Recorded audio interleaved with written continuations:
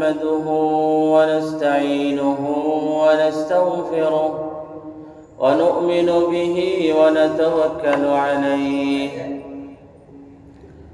ونعوذ بالله من شرور أنفسنا ومن سيئات أعمالنا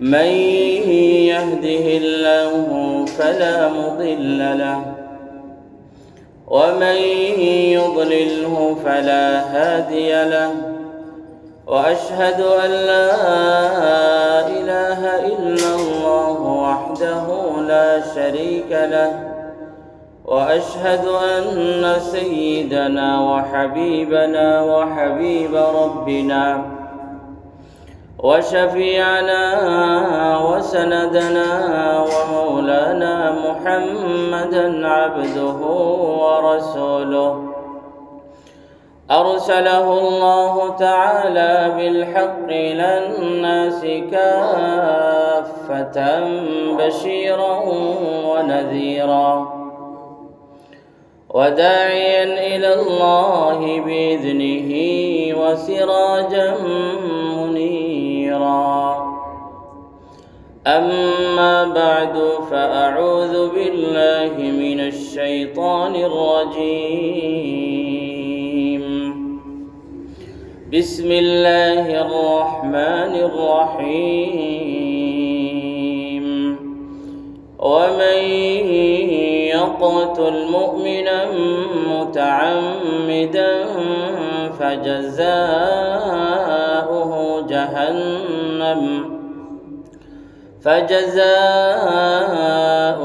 جهنم خالدا فيها وغضب الله عليه ولعنه وأعد له عذابا عظيما وعن ابن عباس رضي الله عنهما قال رسول الله صلى الله عليه وسلم فإن دماءكم وأموالكم وأعراضكم عليكم حرام كحرمة يومكم هذا في بلدكم هذا في شهركم هذا فأعادها النبي صلى الله عليه وسلم مرارا ثم رفع رأسه فقال اللهم هل بلغت قال ابن عباس رضي الله عنهما فوالذي نفسي بيده إنها لوصيته إلى أمته فليبلغ الشاهد الغائب رواه الإمام البخاري وغيره من أئمة الحديث رحمهم الله تعالى رحمة واسعة يا رب صل على النبي وآله ما فاض نبع بالجداول أو جرى يا رب صل على النبي محمد ما شج جرح في سبيلك وانبرى صلى عليك الله يا خير الورى تعداد حبات الرمال وأكثرا صلوا على المختار أحمد إنه أزكى الأنام وخير من وطئ الثرى بارك الله لي ولكم في القرآن العظيم ونفعني وإياكم بالآيات والذكر الحكيم ونحن على ذلك من الشاهدين والشاكرين والحمد لله رب العالمين صلى الله على سيدنا ومولانا محمد وعلى آله وأصحابه وسلم صلى الله على سيدنا ومولانا محمد وعلى آله وأصحابه وسلم صلى الله على سيدنا ومولانا محمد وعلى آله وأصحابه وسلم পরবর্তীকার আলমের আলিশান শাহী দরবারে লাখ করোড় শুকর, তিনি আমাদেরকে মাহে রজবের প্রথম জুমাবারে সালাতুল জুমআ আদায় করার উদ্দেশ্যে তার পবিত্র ঘর মসজিদে আসার, নামাজের অপেক্ষায় বসে থাকার তৌফিক দিয়েছেন। আলহামদুলিল্লাহ। গত 2-3 সপ্তাহ থেকে আমাদের হযরত আবু হুরায়রা রাদিয়াল্লাহু তাআলা আনহু থেকে বর্ণিত এক হাদিসের আলোকে আলোচনা চলছে, যে হাদিসের মধ্যে গুরুত্বপূর্ণ 5টি ওসিয়ত উপদেশ নবীজি সাল্লাল্লাহু আলাইহি ওয়াসাল্লাম আবু হুরায়রা রাদিয়াল্লাহু তাআলা আনহুর মাধ্যমে পুরা উম্মতের জন্য পেশ করেছিলেন। হযরত আবু হুরায়রা রাদিয়াল্লাহু তাআলা আনহুর এই হাদিসটি আমরা গত 3 সপ্তাহ থেকে আমরা হাদিসের আলোকে আলোচনা করে আসছি, যে নবীজি সাল্লাল্লাহু আলাইহি ওয়াসাল্লাম 5টি উপদেশ দিয়েছেন। একবার হযরত আবু হুরায়রা রাদিয়াল্লাহু তাআলা আনহুর হাতে ধরে এই 5টি ওসিয়ত এবং উপদেশ দিয়েছিলেন এবং গনে গনে 5টি বলেছিলেন। প্রথমটি ছিল ইত্তাকিল মাহারিম তাকুন আ'বাদান নাস। তুমি যদি বড় ইবাদত গুজার হতে চাও, আল্লাহর খাঁটি বান্দা হতে চাও, তাহলে তোমাকে ফরজ ওয়াজিব আদায় করার পাশাপাশি মুহাররামাত হারামগুলি থেকে পরহেজ করতে হবে। শুধু শুধু করণীয় বিষয়গুলি করার মাধ্যমেই একজন ব্যক্তি পরিপূর্ণ আবিদ হতে পারে না, বড় আবিদ হতে পারে না, বরং করণীয় কাজগুলি করার পাশাপাশি বর্জনীয় কাজগুলিকেও বর্জন করতে হবে আ'বাদুন নাস, বড় ইবাদত গুজার হওয়ার জন্য। 2 নম্বরটি ছিল ওয়ারদা বিমা কাসামাল্লাহু লাক তাকুন আগনান নাস। শ্রেষ্ঠ ধনী হওয়ার একটি নবীজি সাল্লাল্লাহু আলাইহি ওয়াসাল্লাম উপদেশ দিয়েছেন, কিভাবে কি করলে তুমি শ্রেষ্ঠ ধনী হতে পারবে, অমুখাপেক্ষিতা ধনাঢ্যতা তোমার ভিতরে আসতে পারবে। নবীজি বলেছেন, তুমি আল্লাহ পাক তোমার ভাগে যা দিয়েছেন তাতে তুমি সন্তুষ্ট থাকবে। আল্লাহ যা দিয়েছেন তাতে তুষ্ট থাকা, আলহামদুলিল্লাহ বলা। আমার আল্লাহ আমার ভাগ্যে যা দিয়েছেন, আমার ভাগে যা দিয়েছেন, আমাকে যা কিছু দিয়েছেন তার উপর আমি রাজি, তার উপর সন্তুষ্ট। এই কথা যদি কোনো ব্যক্তি তার অন্তরে পরিপূর্ণভাবে জায়গা দিতে পারে, তাহলে তার কোনো টেনশন থাকবে না। আল্লাহ পাক ভাগে যা রেখেছেন তার চাইতে বেশি তো কখনো পাওয়া যাবে না। তার চাইতে বেশি কোনো কিছুর প্রতি আকাঙ্ক্ষা করা, লোভ করা, হায় হতাশ করা, এটার মাধ্যমে কিন্তু কোনো কিছু আসবে না, যতক্ষণ না আপনার ভাগ্যের মধ্যে আল্লাহ পাক রব্বুল আলামিন রাখবেন। আর ভাগ্যতে যা আছে তা আপনাকে মিস করবে না। গত সপ্তাহে আমরা আলোচনা করেছিলাম 2 দৌড় প্রতিযোগিতার কথা। রিজেক্ট, মরজুক, তথা যে ব্যক্তির জন্য আল্লাহর পক্ষ থেকে বরাদ্দ, সেই রিজেক্ট ওই ব্যক্তির পিছনে পিছনে দৌড়ায়। অবশ্যই সেই রিজেক্ট যা তার জন্য বরাদ্দ করা আছে অবশ্যই ব্যক্তি পর্যন্ত পৌঁছায়। আর যে জিনিসটি আল্লাহ সুবহানাহু ওয়া তাআলা ব্যক্তির রিজেকে রাখেননি, সেই রকম অনেক বিষয়ের পিছনে আমরা দৌড়াই, কিন্তু দৌড়াইতে দৌড়াইতে দৌড়াইতে আমাদের মৃত্যু চলে আসবে, হায়াত শেষ হয়ে যাবে, কিন্তু সেই বস্তু পর্যন্ত পৌঁছাতে পারবো না, যেহেতু ওইটি আমার রিজেকের মধ্যে নয়। এমন অনেক সময় হয়, এই যে ছোটো বাচ্চারা মাঝে মধ্যে মা বাবার সাথে অভিমান করে না, মায় দিছে প্লেটের মধ্যে ভাত, খাইতাম না, ঠান্ডা হইতেছে, খাইতাম না হয়ে ঘর থেকে বের হয়ে চলে গেছে, অথবা রাগ করে বিছানায় শুয়ে গেছে। পরে যখন দেখা যায় মা ঘুমিয়ে পড়ছে আর পেটেও তো যন্ত্রণা দিতেছে, আস্তে করে আসিয়া টেবিলের উপর থেকে খাইয়ালায়, এটা তার রিজেকে ছিল। সে চাচ্ছিল সে খাবে না, কিন্তু তার পেটে তাকে বাধ্য করেছে ক্ষুধায় যে এটা তোমাকে খেতে হবে। অনেক সময় আমরা আমাদের নিজেদের জন্য পাক করে হঠাৎ করে মেহমান চলে আসে, আমরা তো 100% হয়তো আমরা নিশ্চিত ছিলাম আজকে এই যে দুপুরের খাবারের সময় হয়ে যাচ্ছে, কিছুক্ষণ পরে আমরা খেয়ে ফেলবো, আমরাই খাবো, আমাদের ঘরের সদস্যরা খাবো আমরা, দেখা যায় একজন মেহমান চলে আসছে। অথবা আপনি পাক করে রেখেছেন, জানালা দিয়ে বিড়াল ঢুকে বিড়াল খেয়ে ফেলেছে, তার রিজিক ছিল। সুতরাং রিজিকে আপনার জন্য যা বরাদ্দ করা থাকবে তা আল্লাহ পাকের হুকুমে আপনার পর্যন্ত পৌঁছাবেই। আর যেটি আপনার রিজিকে নেই সেটির পিছনে দৌড়াইতে দৌড়াইতে আপনি ক্লান্ত শ্রান্ত হবেন, আপনার জীবন বিনষ্ট হবে, কিন্তু সেটি আপনি পাবেন না।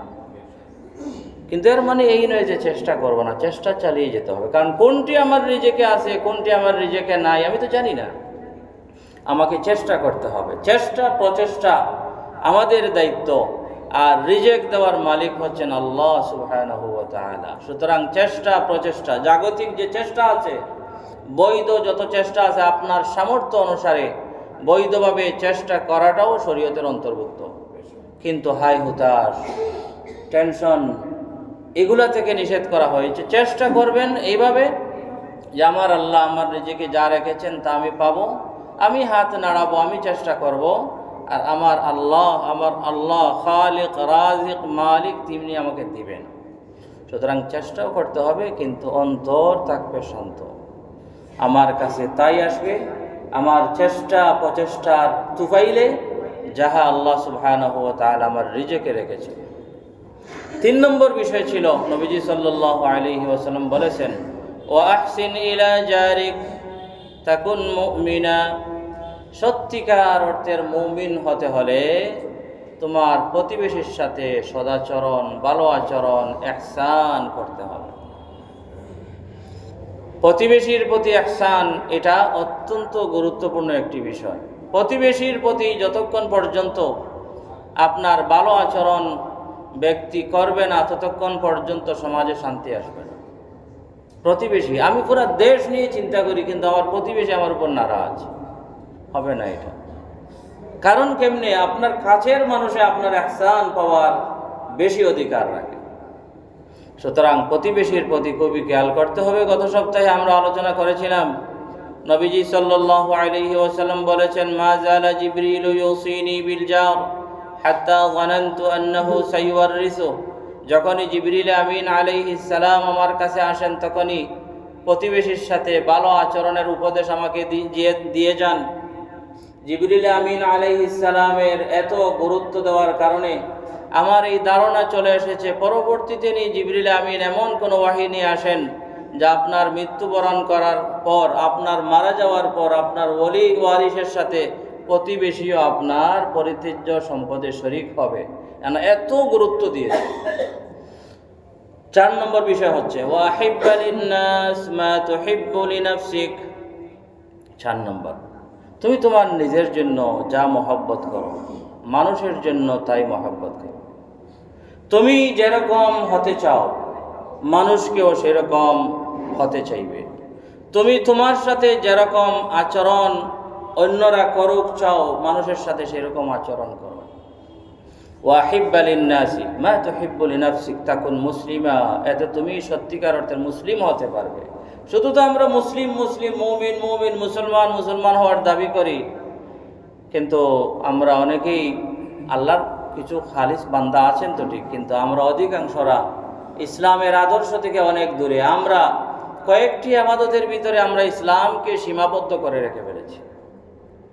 যে নামাজ রোজা হজ জাকাত করে সেই হচ্ছে পাক্কা মুসলমান, আর কিছু লাগবে না এরকম মনে করি না। বিষয় এরকম না। নামাজ রোজা হজ জাকাতও লাগবে অবশ্যই, তার সাথে আপনার খাঁটি মুসলমান হতে হলে আরও অনেক কিছু লাগবে।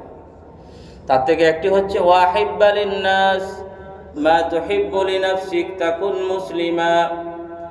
সত্যিকার অর্থের মুসলমান হতে হলে তুমি তোমার নিজের জন্য যা ভালোবাসো, নিজের জন্য যা মহব্বত করো, অন্যান্য মানুষের জন্য তাই মহব্বত করবে। নবীজি সাল্লাল্লাহু আলাইহি ওয়াসাল্লাম আরেকটি হাদিসের মধ্যে বলেছেন, লা ইউমিনু আহাদুকুম হাত্তা ইউহিব্বা লিআখিহি মা ইউহিব্বু লিনাফসিহি।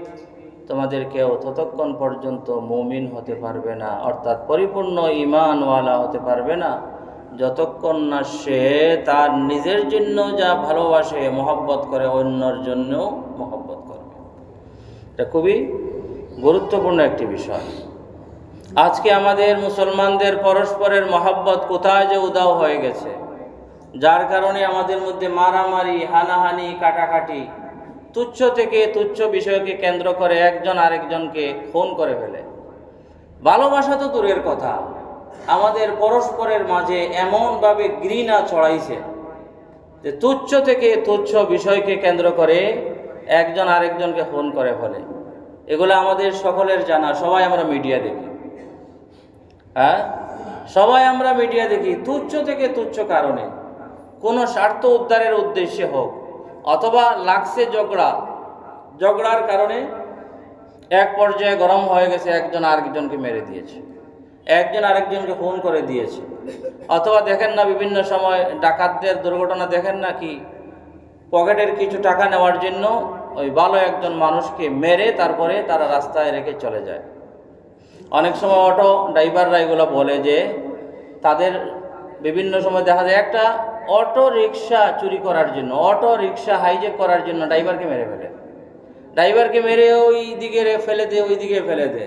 অটো একটা রিক্সার দাম কত, কিন্তু তার কাছে মানুষের মূল্য, কোনো মুমিনের, মুসলমানের, মানুষের জানের, প্রাণের কোনো মূল্য নাই।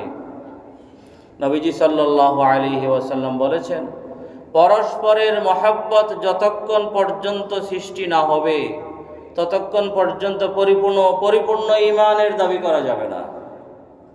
পরস্পর মুমিন মুসলমানদের মাঝে যতক্ষণ পর্যন্ত পরস্পরের মাঝে মহাব্বত সৃষ্টি না হবে ততক্ষণ পর্যন্ত, বুখারী শরীফের রিওয়ায়াত, বুখারী শরীফের বর্ণনা, কিতাবুল ঈমান, আল ঈমান অধ্যায়ের হাদিস, লা ইউমিনু আহাদুকুম, তোমাদের কেউ মুমিন হতে পারবে না তথা পরিপূর্ণ ঈমানের অধিকারী হতে পারবে না, হাত্তা ইউহিব্বা লিআখিহি মা ইউহিব্বু লিনাফসিহি, সে নিজের জন্য যা মহব্বত করে তাহা অন্যের জন্য, অন্য মুসলিম ভাইয়ের জন্য যতক্ষণ পর্যন্ত মহব্বত করবে না মুমিন হতে পারবে না।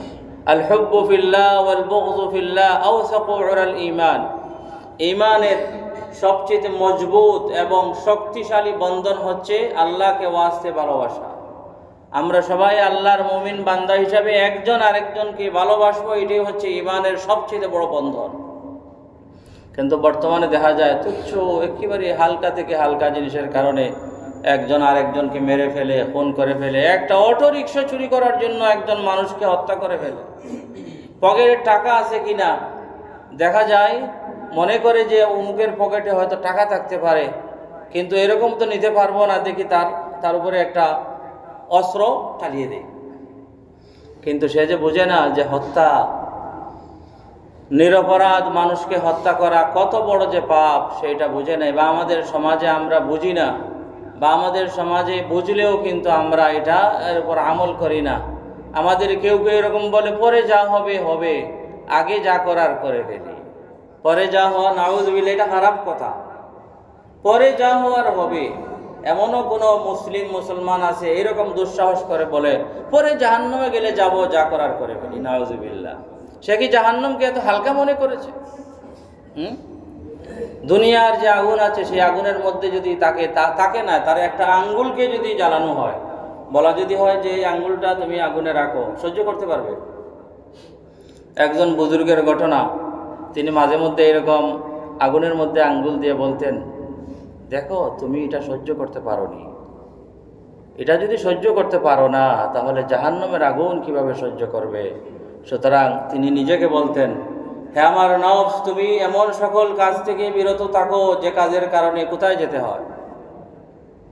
জাহান্নামে যেতে। মোমবাতি জ্বালাইতেন এরকম, জ্বালিয়ে একটু টেস্ট করান, নিজেকে টেস্ট করান, নিজেকে টেস্ট করান যে জাহান্নামের আগুনকে অনেক অনেক অনেকবার হালকা করে, 70 বার হালকা করে দুনিয়ার আগুন দেওয়া হয়েছে।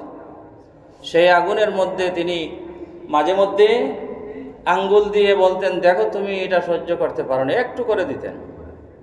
পরে দেখা যেত, কি রে, এটা তো সম্ভব না, একটু করে। তখন বলতেন, তুমি আজকে তোমার একটা আঙ্গুল, পুরা বডি নয়, একটি আঙ্গুল মাত্র, বা পুরা আঙ্গুলও না, আঙ্গুলের একটা অংশ মাত্র, আঙ্গুলের মাথা, আঙ্গুলের টিপ, ততটুকু পরিমাণ, তাও কিন্তু পরিপূর্ণ আগুনে না, আগুনের কাছে, ততটুকু তুমি সহ্য করতে পারছো না, তাহলে তুমি এমন কাজ করো কেন? হে আমার নফস, এমন কাজ করো কেন যে কাজের কারণে ব্যক্তি কোথায় যায়? জাহান্নামে যায়। আর সে জাহান্নামকে এত হালকা মনে করছে, বলে পরে জাহান্নামে দুজকে গেলে যাব, এখন যা করার করে ফেলি। নাউযুবিল্লাহ। কাতলে নফস, নিরপরাধ ব্যক্তিকে হত্যা করা, এটা হচ্ছে মহাপাপ যেগুলি আছে তার একেবারে শীর্ষে রয়েছে। একটা হচ্ছে শিরিক বিল্লাহ ওয়াল কুফরু বিহি সুবহানাহু ওয়া তাআলা, এরপরে হচ্ছে কাতলুন নফস।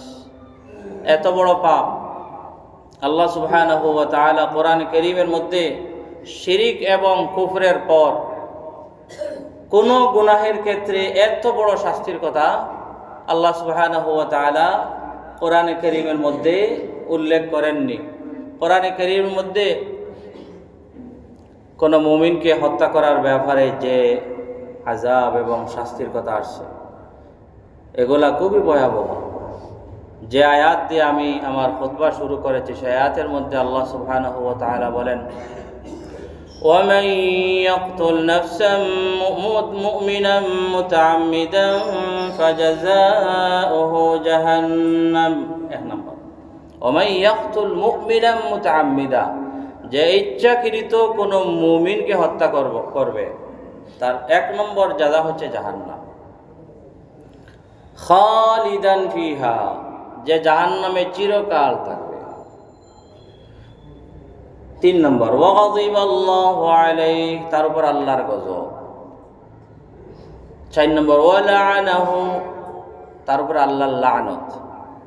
পাঁচ নম্বর হচ্ছে ওয়াআদ্দা লাহু আযাবান আযীমা, তার জন্য আল্লাহ সুবহানাহু ওয়া তাআলা বিরাট বড় আযাবের প্রস্তুত করে রেখেছেন, বিরাট বড় আযাব প্রস্তুত করে রেখেছেন। কত বড় কথা! জাহান্নাম খালিদান ফিহা, সেটাই চিরকাল থাকতে হবে। গাযিবাল্লাহু আলাইহি, আর তার উপরে আল্লাহর গজব। ওয়ালাআনাহু, তার উপরে আল্লাহর লানত।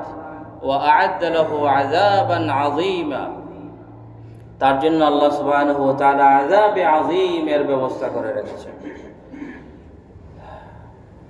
আরেক আয়াতের মধ্যে আল্লাহ সুবহানাহু ওয়া তাআলা বলেন, মিন আজলি যালিক كتبنا على بني إسرائيل أنه من قتل نفسا بغير نفس أو فساد في الأرض فكأنما قتل الناس جميعا। একজন মানুষকে হত্যা করা মানে হচ্ছে পুরা পৃথিবীর মানুষকে হত্যা করা। কি মনে করছেন? যে ব্যক্তি কোনো অন্যায়ভাবে কোনো ব্যক্তিকে খুন করলো, সে যেন পুরা পৃথিবীর মানুষকে খুন করলো। উলামায়ে কেরামের ব্যাখ্যায় অনেক কথা বলেছেন, তার থেকে একটি কথা হচ্ছে, যার জন্য এক ব্যক্তিকে হত্যা করা সম্ভব তার জন্য পুরা পৃথিবীর মানুষকে সুযোগ পেলে হত্যা করা সম্ভব।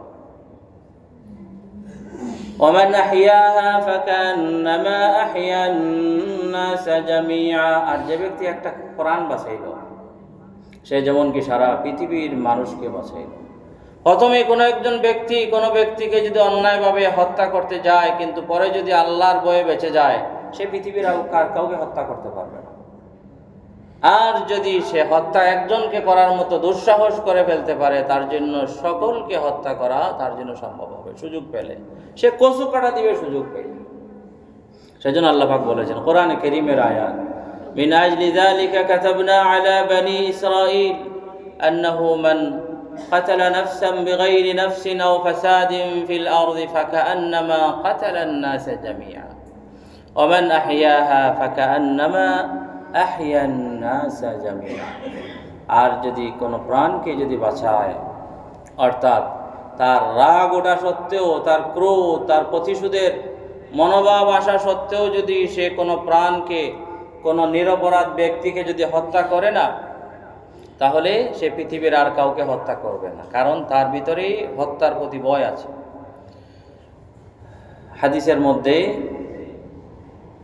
মুমিনের জান, মাল, ইজ্জত, আবরুর, এত সম্মান এর কথা বলা হয়েছে, যেগুলি শুনলে মুমিনের জান, মুমিনের মাল, মুমিনের ইজ্জত আবরুতে আঘাত করা থেকে সকলেই কিন্তু 100 হাত দূরে থাকবে। বিদায়ী হজের ভাষণ আমাদের সকলের জানা, সকলের কাছে। মোটামুটি নবীজি সাল্লাল্লাহু আলাইহি ওয়াসাল্লাম বিদায়ী হজের ভাষণ দিয়েছেন, অনেক গুরুত্বপূর্ণ কথা বলেছেন, আমাদের অনেকেরই জানা আছে। তো নবীজির বিদায়ী হজের ভাষণের মধ্যে যে সমস্ত কথা এসেছিল তার থেকে একটি কথা ছিল, সাহাবাই কেরামকে জিজ্ঞাসা করেছিলেন, সাহাবে কেরাম বলো তো আজকের দিন কোন দিন? সাহাবাই কেরাম স্বাভাবিক ওই দিন তো ছিল ইয়াউমুন নাহর, অর্থাৎ ঈদের দিন। যখন কোনো একেবারে স্বাভাবিক প্রশ্ন করা হয় তখন মানুষ কিন্তু অন্য চিন্তা করেন ধরে। সাহাবায়ে কেরাম মনে করছেন হয়তো আজকের দিনের কোনো নতুন কোনো নাম নবীজি দিবেন, আর না হয় আজকে ঈদের দিন সবাই জানি, এখানে প্রশ্ন করার কোনো কি হয় না দরকার। নবী জিজ্ঞাসা করলেন আইয়ু ইয়াউমিন হাযা? সাহাবায়ে কেরাম বললেন আল্লাহু ওয়া রাসূলু আলাম। তাদের মনে আসছে হয়তো নতুন কোনো নাম আসবে। তারা বললেন আল্লাহ এবং আল্লাহ রসুলই ভালো জানেন। এরপরে আবার জিজ্ঞাসা করলেন যে আইয়ু বালাদিন হাযা? আমরা যে শহরে অবস্থান করছি সেই শহরটি কোন শহর? সবার তো জানা এটা মক্কা মুকাররমা, মক্কা নগরী। কিন্তু তারা মনে করেছেন এত স্বাভাবিক প্রশ্ন করেছেন, নবীজি মনে হয় এই এলাকার কোনো নতুন নাম দিবেন। তখন নবীজি সাল্লাল্লাহু আলাইহি ওয়াসাল্লাম জবাবে তারা বললেন যে আল্লাহ পাকই ভালো জানেন আর নবীজি ভালো জানেন। 3 নম্বর প্রশ্ন করেছিলেন যে বলো তো দেখি আইয়ু শাহরিন হাযা? বর্তমানে আমরা যে মাসে আছি সেই মাস কোন মাস? সকলেরই জানা ছিল জিলহজ মাস, কিন্তু একদম সহজ স্বাভাবিক প্রশ্ন করার কারণে সাহাবায়ে কেরাম মনে করেছিলেন মনে হয় নবীজি নতুন কোনো নাম দিবেন। তো নবীজি বলে দিলেন সাহাবায়ে কেরাম আজকের দিন তো ইয়াউমুন নাহর, ঈদের দিন। আজকের দিন হচ্ছে, আজকের এই শহর হচ্ছে মক্কা শহর, আজকের এই মাস হচ্ছে জিলহজ মাস। তোমরা কি জানো না? কারণ জি হ্যাঁ ইয়া রাসূলুল্লাহ, এটা তো জানা আছে, আমরা মনে করি যে হয়তো আপনি নতুন কোনো নাম দিবেন। এই কথা সাহাবায়ে কেরামের কাছ থেকে এই কথা উদ্ধার করার পর নবীজি বললেন তোমাদের সকলের অন্তরে আজকের দিনের, আজকে এই বর্তমান মাসের, এই বর্তমান জায়গার সম্মান সব কিছু জানা আছে। মনে রাখো ফাইন্না দিমাকুম ওয়া আমওয়ালাকুম ওয়া আরাদাকুম হারামুন আলাইকুম কাহুরমাতি ইয়াউমিকুম হাযা ফি বালাদিকুম হাযা ফি শাহরিকুম হাযা। নবীজি বললেন যে আজকের এই দিনে, বর্তমান মাসে, বর্তমান এই জায়গার যতটুকু সম্মান তোমাদের মাঝের, তোমাদের জান মাল ইজ্জত আবরু সম্মান ততটুকু। মুমিন মুসলমানদের মাঝের জান মাল ইজ্জত আবরু সম্মান কতটুকু? মক্কা মুকাররমা, জিলহজ মাস, আবার ইয়াউমুন নাহর, এই 3টি মিলাইলে যতটুকু হয় ততটুকু সম্মান। কিন্তু আমরা বুঝি না। একজন আরেকজনের মাল আত্মসাৎ করতে আমাদের মাঝে কেউ কেউ এমনও আছে কোনো দ্বিধাবোধ করে না, একেবারে স্বাভাবিক মনে করে। একজন আরেকজনের ইজ্জত নষ্ট করতে কোনো দ্বিধাবোধ করে না, মনে করি এটা একেবারে স্বাভাবিক। আর খুন খারাপি করতেও কেউ কেউ আছে কোনো দ্বিধাবোধ করে না।